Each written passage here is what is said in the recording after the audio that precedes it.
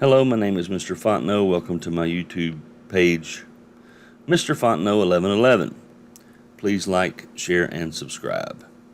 In this video, I will be calculating the values for a DC parallel circuit from the Chapter 7 Math handout, problem number 8.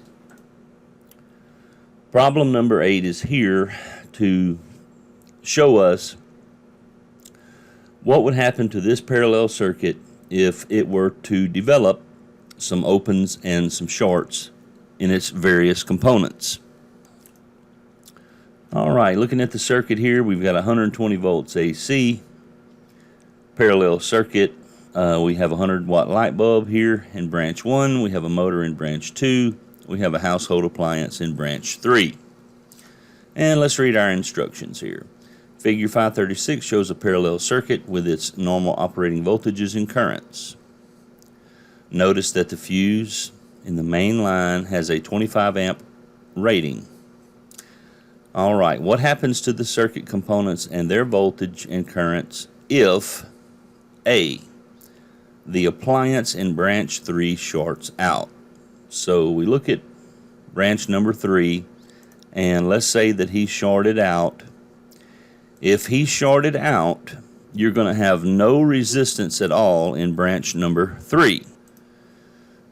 In a parallel circuit, if you develop a short in any of the branches, what's going to happen is the current is going to all flow through that short, because this current is going to take the path of least resistance. So the current's flowing and it turns this way and it sees there's resistance there. It goes here, it sees there's resistance there, but when it comes here there's no resistance whatsoever, so all of the current is going to pour through there, and it's going to be very high current, and so yes, it definitely would blow the 25 amp fuse without a doubt.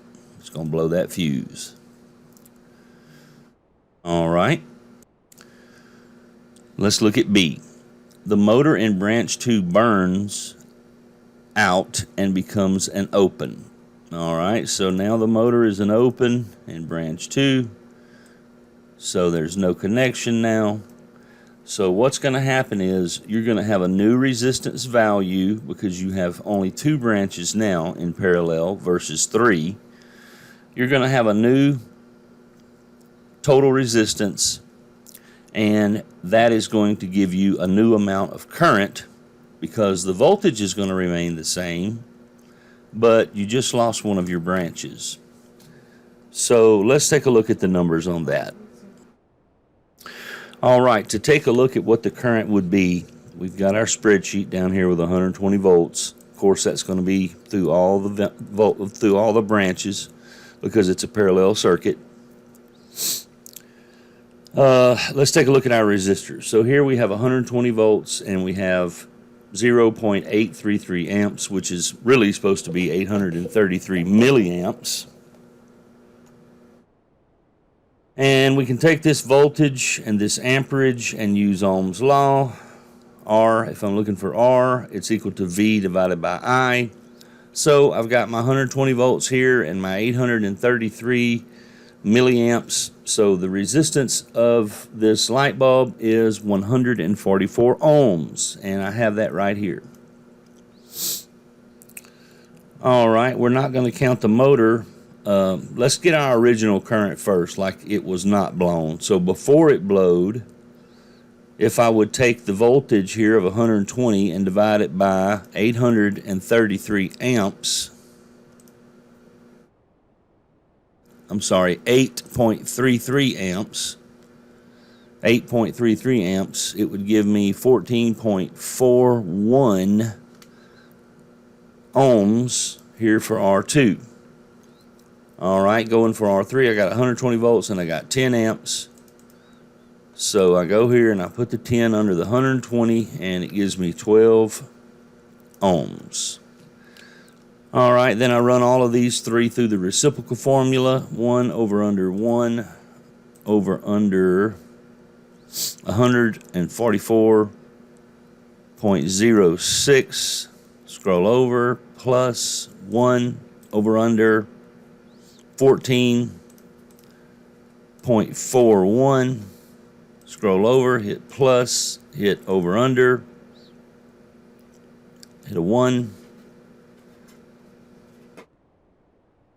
1 over 12 ohms. And we hit equals. We get a total resistance of 6.27 ohms when everything's working properly. All right, so I got 120 volts over 6.26 ohms, and I hit equals. It gives me about 19.17 amps total amperage.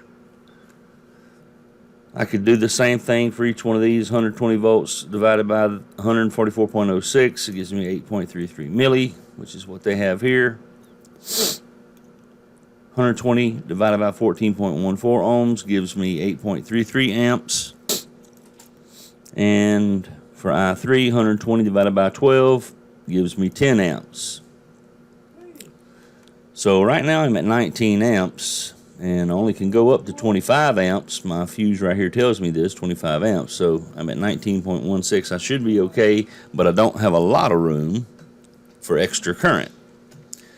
If the appliance in branch 3 has no B, the motor in branch 2 burns out and becomes an open. So if it becomes an open, what's going to happen is it would be like this resistor here didn't even exist. So now we would have a different total resistance because now we only have 2 of these instead of 1. So if we were to run these 2 through the reciprocal formula, I've done that in the past already, I'm not going to do it now, but if you run these 2 through the reciprocal formula, that would give you a new total resistance, and also would give you a new current. So what happened here is we went from 6.26 ohms, the resistance actually increases when we remove a branch. So it's 11.08 ohms, and that gives us a new current of 10.83.